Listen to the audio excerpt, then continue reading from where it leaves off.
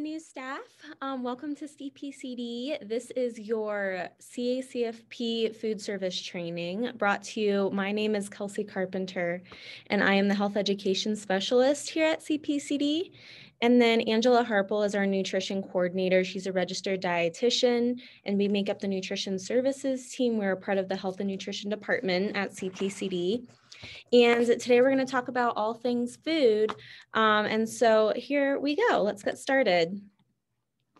So today's agenda, first, I'm going to talk a little bit about why nutrition is important and why we have a whole presentation dedicated to it, why it's especially important for where we work in this population. We're going to go over CACFP, which stands for the Child and Adult Care Food Program, and everything that we do falls under that umbrella. And that's how we get reimbursed from the government with our meals. And so we're going to talk about that. We're also going to talk about meal components, so what you can expect to get every day, what and how to serve. We're going to go over special diets and allergies, how to sanitize, how to record meals, overall do's and don'ts. We'll go through some required posters that need to be up in every classroom. And lastly, we'll do a summary. Okay, so like I mentioned, CACFP stands for the Child and Adult Care Food Program. And this program provides aid to child care institutions like us so we can provide nutritious, healthy foods that contribute to the wellness, healthy growth, and development of young children. And so what we're serving in the classroom has to meet their requirements. All right, so all of the food that we serve in the classroom is catered. We have a caterer there. They go by My Kids Lunch, but they're called Michael's of Denver. They're based out of Denver, but they do have a satellite location right across from our central office, so it's very convenient. We've been working with them now for a long time, and so longer than I've been here. So they just really know our program very well and what our needs are. And they're great to work with. The manager, her name is Laura, and the assistant manager is Sinjin. And somewhere in your classroom, you should have their contact information in case you need to contact them directly. We do recommend to you, if you have a time-sensitive issue, like if you didn't get a component for lunch and you're starting lunch in 30 minutes, something like that, we just recommend that you contact them directly. You can contact us. It'll just take a little longer because then we'll contact them. So contacting them directly will just take the middleman out of it, and it may get your food quicker. So they're used to that, and they love to, get feedback from you guys, answer your questions, and accommodate your needs. So they're great. So depending on what kind of classroom you're in, that dictates what you'll be getting every day. And so hopefully you've already gotten your classroom assignments.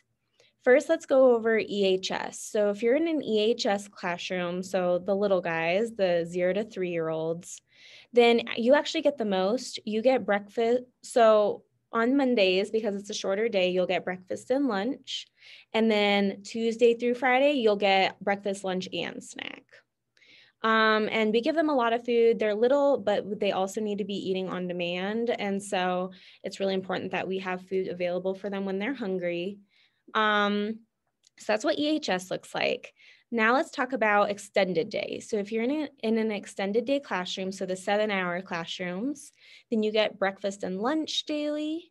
And then if you are in a Head Start CPP classroom, then for your Head Start kids, you're gonna get a lunch and a snack, and CPP kids just get snacks. So you'll get a lunch and a snack and an additional snack.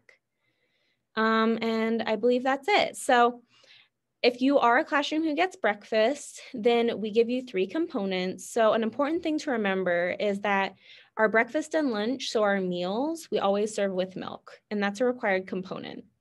And then our snack is always served with water. So meals are with milk, snack is with water. For breakfast, you'll do milk, the 3/4 cup, and then you'll get a vegetable, fruit, or both. So you might see like a 1/4 cup of 2 things, but usually you'll get a 1/2 cup of fruit at breakfast. That's typical. And then you'll get a grain. So something like banana bread or a waffle or French toast. Okay, next let's go to lunch. So if you're a classroom who has lunch, this is all 5 components. So again, lunch is served with milk. And then you'll have a meat or meat alternate, meat alternate, meaning like beans. And then you'll see a vegetable, you'll see a fruit, and you'll see a grain. For lunch, sometimes you'll see 2 veggies, sometimes you'll see a fruit and a veggie, but you'll never see 2 fruits.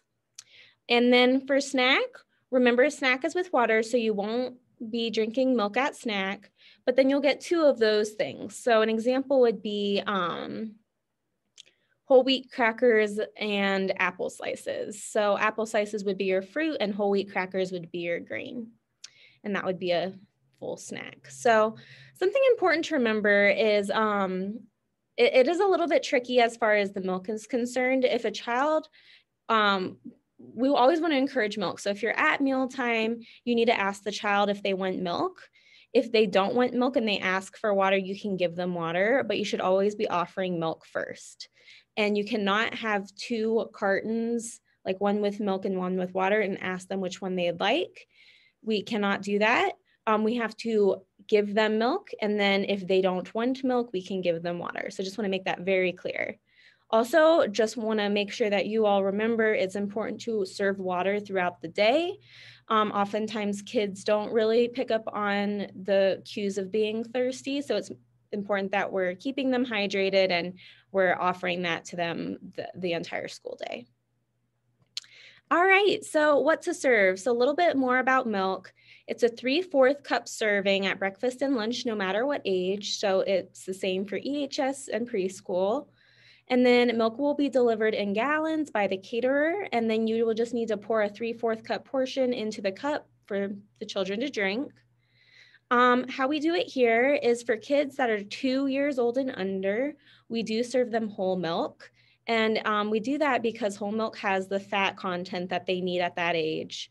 Once they hit the 2-year mark though, then we transition them to the 1% milk, as that's what's recommended. We have a little transition period if they are really not wanting that change, but we will be, changing that on them. So it's important that especially if you're in an EHS classroom and you have both age groups, it's important for you to know which kids need the whole milk and which kids need the 1%, and making sure that everyone is clear on that.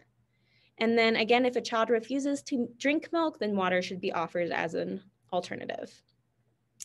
Okay, so a little bit about fruits and veggies. It's a 1/2 cup at meals and snacks, so for all ages. Next, let's move to grains. So we must have a whole grain item each day. Almost all of our grain items are already whole grains. We actually go above and beyond with that requirement. And then the CPP snack, so for our Colorado Preschool Program, that's what it stands for, their snack must be whole grain. Head Start, it's not as strict. It doesn't have to be whole grain. And so the reason I say that is because every once in a while, and this is rare, but every once in a while on the menu will be, the Head Start kids will be getting a non-whole grain snack. And if that's the case, we cannot serve that same snack to the CPP kids because theirs must be whole grain. So on those days, the CPP snack and the Head Start snack will be different, and it'll be noted on the menu, but I just want to let you know the reason why. So their snack must be whole grain. The serving size for grains is a 1/2 a serving. So examples of grains, you might see a 1/2 a tortilla, a 1/2 a cup of oatmeal, 1/2 a cup of goldfish. Okay, and then now let's go to the meat or meat alternate. All ages get 1.5 ounces at breakfast and lunch and a 1/2 ounce at snack. It is good for you to know though, you will be having, measuring cups and things to measure, but the caterer knows how many kids are in your classroom and they'll be giving you enough food in order to give all the children the required portions, if that makes sense. So if you're dividing the food evenly among the number of kids you have, then you should be good to go on the portion size. If you see like Swedish meatballs with a 3 next to it on your production record, which we'll be talking about in a little bit, all that means is that each child needs to be served 3 Swedish meatballs in order to meet this meat or meat alternate component. All right. Okay, a little bit about special diets. So Angela Harpel, who is our registered dietitian, is the person that does the special diet. So if you have a specific question, she would be the person to reach out to. But we just wanted to go over quickly the 3 main forms that we need for special diets. And the reason we want to go over them is because Angela will handle getting them, but we we're not allowed in the classroom right now. So every once in a while we may email you and ask you, hey, can you print out this form? And when Johnny's parent comes and pick him up today, would you have them sign it? So we may need your help in getting stuff signed. So we just want to make sure you're familiar with what these forms are, because most likely you will have at least one child with a special diet in your classroom. Not every classroom does, but most do. So the first is the milk substitution form. So this, if a child cannot have regular cow's milk, but they can have lactaid, soy milk, or goat's milk, then all we need is this form signed by a parent. So this is really easy. And the reason this is so easy, all that we need a parent signature, is because these three milks are nutritionally equivalent to cow's milk. And so we can easily substitute and they're getting the same nutrition. The difference would be if a child cannot have one of those milks, but maybe they need something like oat milk or rice milk. If that's the case, those are not nutritionally equivalent to cow's milk. And so in order to provide that and still be reimbursed, we would need a doctor's note and a special diet form filled out. So next, and I'm going to go over that middle form, but next is our special diet form. This form, it needs to be completed by a physician. It needs to be a doctor's note. These are for things a little bit more severe. So if a child needs like one of those milks, or if they cannot have milk altogether, they need water, we would need a doctor's note. Or if we're having to eliminate an entire food group because of an allergy, we would need a doctor's note. So for a little bit more severe cases, we would need that on file. And then lastly, we have our nutritional needs form. These are for things for like religious preferences, personal preferences, and mild allergies. So an example would be if a child is allergic to peaches, we can easily substitute another fruit for them. So we could give them pears or apples or oranges. And so if something can be easily substituted and it's a mild allergy, all we would need is a nutritional needs form, and again, just a parent signature. So the milk substitution form and the nutritional needs form, all we need is a parent signature. The special diet form is the only one that we would need something in addition to that, which would be a doctor's note. So you will have a red folder on your refrigerator or freezer. It's actually red, and this is where all these forms go. And so just making sure this is updated. So if you have a child coming into your classroom with a special diet, it's important that you get their paperwork and you put it in there. And then vice versa, if you have a child leaving your classroom who is on a special diet, making sure you take their forms out. So it needs to be updated, and needs to be accurate with who's in your classroom at that time. All right. So there's 7 main steps when it comes to food service, and we'll go into each in depth. First is making our bleach bottles and cleaning and sanitizing tables. So this is especially important right now that we keep everything as sanitary as possible. So we'll go over how to make those bottles. Next, we'll go over how to check your production record for what you should be serving and how much you should be serving to each child. Then it's important all the staff and all the kids need to wash their hands prior to meal service, so meal or snack service. So that's kind of a non-negotiable. That's something that has to happen. So making sure that is happening every day before meal or snack. Number 5 is preparing tables and food. Number 6, we used to have the kids serve themselves. Unfortunately, for right now, we are not doing that due to COVID. And so instead of that happening, we will have you staff portioning out the food and giving child their plate with all of the components on it. Right now, no child should be serving themselves anything when it comes to food or the milk. You should be pouring the milk for them. You should be serving the food for them. And then lastly, we'll go over how to complete your record of meals. Okay, so every classroom will have 2 sprayer bottles in the classroom. And the first sprayer bottle will be with the soapy water solution. And actually on the bottle has all of these steps. So you don't need to memorize this. You can look right on the bottle for guidance. And this needs to happen first. So this is the really simple one to make. You just add a few drops of Dawn liquid to water and you spray the surface. So you spray the table that you're going to be eating on. And that is done first. Then after you've completed that, next we go to our sanitizing solution.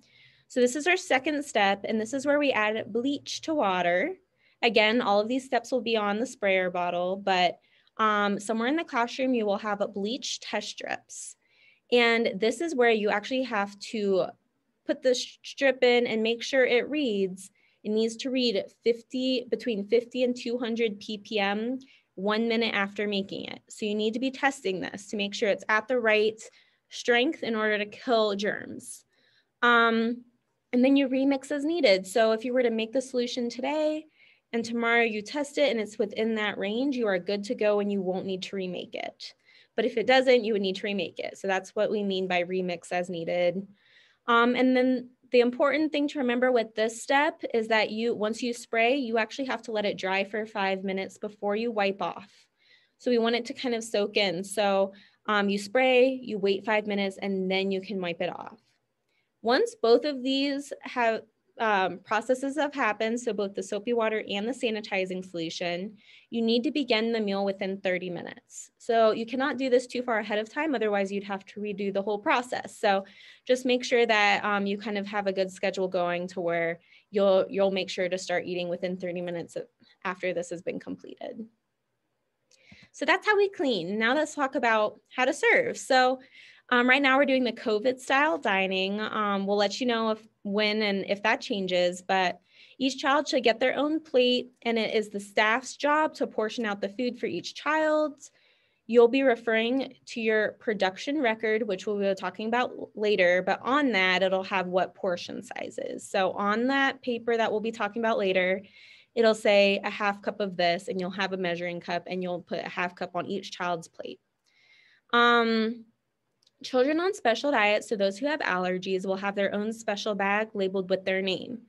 So if Johnny is allergic to peaches and for breakfast you have peaches, then obviously Johnny cannot have that component, and so he will be getting another fruit in replacement of that. And so in that case, you would get a special bag and it would say Johnny on it, and it would say, strawberries or whatever his sub is. And that way, you can keep everything straight, and you can make sure that you're not giving any child who has allergies their allergen. So due to COVID, as you know, we are not able to eat with our masks on. So because of that, we're going to need to do your best to sit children 6 feet apart. And so just doing your best with that. And then we want the mealtime to be something that the kids are excited about and enjoy. And so we just want you to talk to the children about their food, if they've had it before, the color of it. We just want you to engage in conversation because we want mealtime to be a fun time and something that helps them start to have that positive relationship with food, which is so important at this age. So food delivery. So meals will be delivered in bulk, and it's the staff's job to portion out the food and to prepare each plate. Children are not to serve themselves. I already went over that. So how it works, the caterer will deliver everything to you. So lunch will be delivered the day it's to be served. So if you are eating lunch today, it's being delivered to you today, and it's delivered warm. Breakfast and snack are delivered the day before it is to be served. So if you had class today, you'd be getting the lunch for today, but you'd be getting breakfast and snack for tomorrow. Cold items are delivered in boxes with cold packs. So this is only meant to keep items cold during the delivery process. It's not meant to act as a refrigerator. And so what will happen is your delivery driver are not to be entering the classrooms, and we're doing that due to COVID. So they're going to deliver everything right outside your classroom door, and we want you to immediately put the foods away, get everything out of the boxes, put what needs to be refrigerated in the refrigerator and all of that, and then give them the boxes back immediately so then they can continue on their route. So that's how it's working right now. And then food temperature logs. So you'll have a table outside your classroom door that they're putting all the food on when they deliver it to you. Near that table in that area, you need to have a food temperature log there so they can fill it out. So they fill it out, they put the temperature of the food, so you don't need to worry about that. All you need to worry about is making sure there's a log there for them to write on. And then we just ask that you send that back to us at the end of every month. We need that per CACFP, it's a requirement. So just making sure that that is sent back to us at the end of every month so we can take a look at it and put it in your file. So checklist, the delivery drivers used to come into the classroom, and now that we're not allowing that, we wanted to make sure that there was still positive and good communication between you and your drivers. And so we started the checklist. It allows you to indicate to your food delivery driver pretty much if you need anything. So there's 3 things on it, and I know this is really small, but the first thing it says, I do not need more milk delivered tomorrow. So if you were to check that box, they're gonna assume you need more milk, so that you only check this box if you do not need more milk. And that might be if you're having a lot of absences and you have like 3 gallons of milk in your refrigerator. You obviously probably don't need any more delivered, and so you would check that so they know not to deliver you more. The next one, not only does the delivery driver deliver you food, they also will deliver you paper goods, so your plates and bowls and cups, and utensils. So if you need more of anything, you can check that box and you can indicate what you need more of, and they'll deliver that to you the next day. And then the last thing is just anything you need your driver to be aware of, so you can put anything you need them to know in that space. So this way we're just continuing that communication, and your drivers know to look for this checklist. So that's been working out really well for us. Okay. So eating with the kids. So you will be provided breakfast and lunch by the caterer if you serve breakfast and lunch in your classroom. It is a child-sized portion, but you will be getting a portion. And then you won't be getting the Head Start snack if you're in a Head Start classroom, but you will be receiving the CPP snack. And so if that is not enough food for you for the day, that is fine to bring in your own food. We just have a couple of things about that. First, we do ask that if you have an allergy, that we know about it. And so letting Angela know that, and especially if it's severe enough to where we might need to eliminate something from the entire classroom, it's important that we're aware. Also, we do ask that when you are sitting at the table with the kids at meal or snack, you are eating what they are eating. So you're eating the catered food. The reason is because if you're eating your food brought from home at the table with the kids, then probably what you brought from home is going to be looking better than what they're eating, and there's going to be food envy and they're not going to want to eat. So we're always trying to encourage eating. And so for that reason, if you're bringing food from home, that should be eaten away from the table where the kids cannot see it. So on your own time. When you're at the table, you should be eating what the kids are eating. If you are bringing food from home, making sure it is nut-free is really important. We are completely nut-free in all of our classrooms. So you would not be able to bring in like a peanut butter and jelly sandwich. Also, this includes nut milks. So you cannot bring almond milk or even coconut milk. That's a nut milk. So you can't bring those things from home either. So just a reminder about that. Also, we just ask that you don't bring in fast food items or desserts or sodas or things like that, again, because we're trying to encourage the healthy eating with the kids, and they're going to want that. So just trying to make sure that we're bringing in the correct things, and when we're bringing in things from home, it is not eaten at the table. I'm the one who does the meal counts, and so I do these bi-weekly, and I look at your enrollment numbers, and that's how I figure them out. It is important though that you let me know if you're receiving too much or too little food. So every once in a while there would be a child added that I didn't know about, and you were not delivered an extra portion. So in that case, you would need to email me and say, hey, we had a new child added and we're gonna need an extra portion from today on. So just keeping me updated if you're not getting enough or if you're getting too much food. We want it to be as accurate as possible. So we're not wasting food, but then it's also important that everyone gets a portion. So just keeping me updated with that. So when to serve. So we want you to have your meals pretty much on your scheduled time. At this point, all the classrooms pretty much have a schedule in place, and we have your meal times noted. It's okay to eat a little bit after your scheduled time, like 15 minutes, because we know when you're working with kids, not everything is exactly on schedule, and that is okay. We just don't want you to start any earlier than your scheduled time. And there's a couple of reasons for that. If we were to get audited and CACFP were to come in and observe a classroom, they would come during a meal time. And so if they came at noon thinking your lunch was at noon and they would observe it, but you've already eaten, that just can cause some problems. Also, we do site visits, And do we do the same exact things where we want to observe a meal or a snack? And so just making sure you're eating at your scheduled time or a little later to make sure that, you know, if we need to observe a meal or a snack, that we're able to do that. If a mealtime or a snack time is really not working for you though, you can definitely change your time. You would just need to make sure to contact us about that. That impacts a lot of things. It impacts when the driver comes to your classroom. We also have that on our CACFP contract. So that's fine to change your time. Just email me and that way I can note it.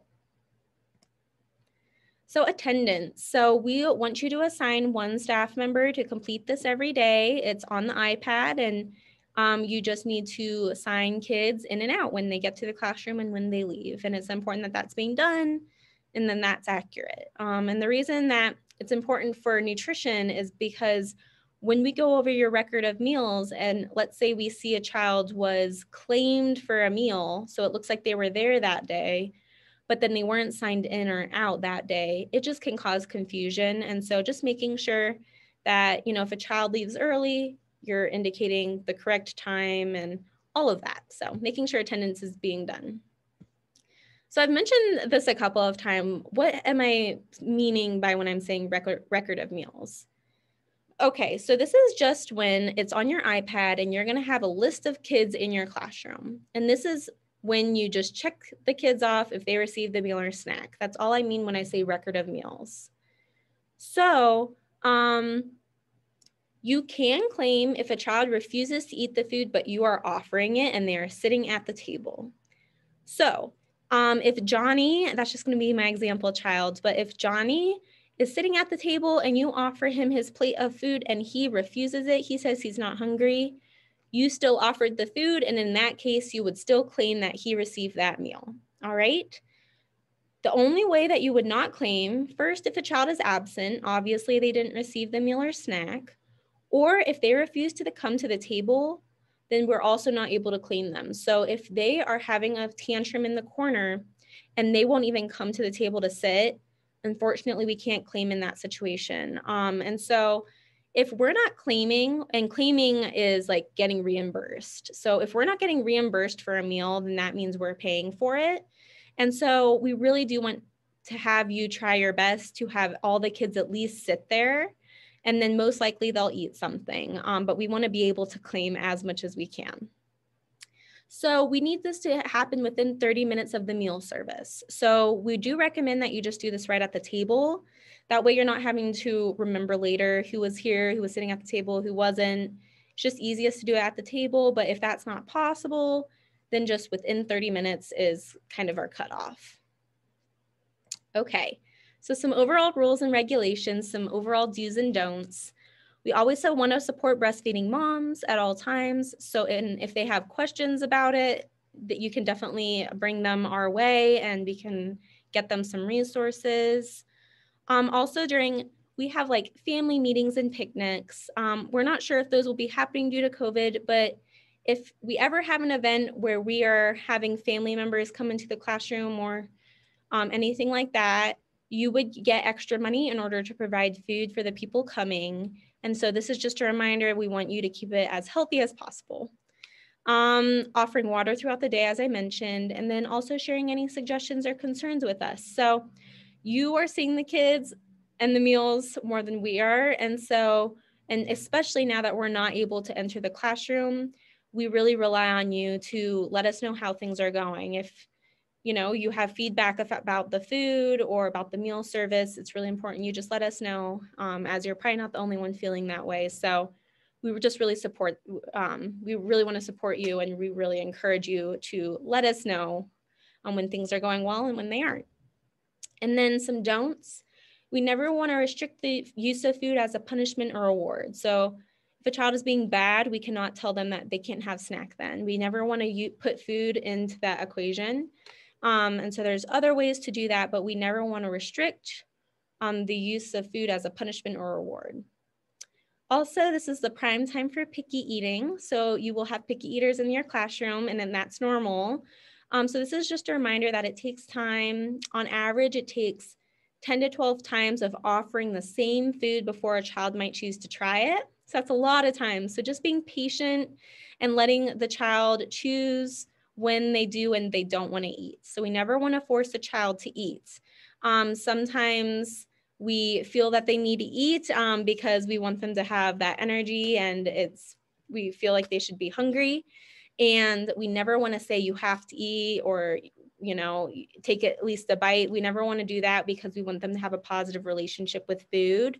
And so just letting them make that decision. Kids are actually really good at knowing when they're full, when they're hungry, and they'll eat if they need to eat. And so just letting them choose that is really important, giving them that freedom. So emergency food. This is a stock of food that'll be in your classroom with like non-perishable foods. So things like mandarin orange cups, Cheerios, some Nutri-Grain bars, things like that. And it's as it sounds, it's for any emergency. So if you didn't receive something from the caterer that you were supposed to receive, you can use emergency food.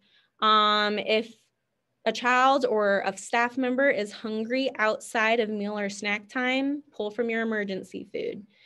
You do not need to make this last the entire year. We can definitely order you more at any time. So let us know if you need more. But this is definitely something that you can eat from, the kids can eat from. If a child is hungry, we want to feed them. So if they're hungry and it's not meal or snack time, we should be pulling from emergency food. And then just a reminder, it takes us a little while to get it to you. So don't wait until you're completely out of emergency food to email us. If it's starting to become low, just let us know so we can get some to you before you're completely out. Okay, so menus. So you'll be receiving a menu from me every month. You'll get a Spanish and English menu, and it's a CACFP requirement that they are both posted up somewhere in the classroom. Also, if your bulletin board or wherever you're posting them is in the classroom and not where the parents can see it, we're not allowing parents in the classrooms right now. So some have like a bulletin board in the hallway, and that's great. But if it's in the classroom and the parents are unable to see it, we also ask that you post the menu to Dojo so parents can view it. Dojo, if you haven't already learned about that, that is like our Facebook of CPCD. You'll have a classroom page and you can post things. And we just ask that you post your menu because a lot of times the parents want to see what their kids are having every day. So that way they can view it.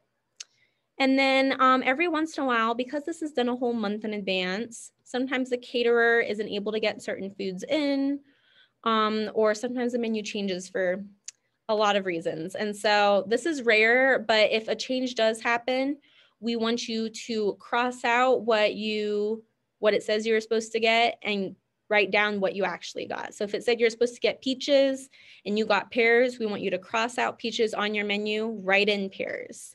So we need you to make those corrections. And then just along with your temperature log, we need your corrected menus back from you at the end of every month. So it's really important that we get those from you. And if you don't get them to us, we'll be emailing you to get them to us. So if you have any questions regarding your menu, then I would be the person to contact. And then production records, another word I've been throwing around lately.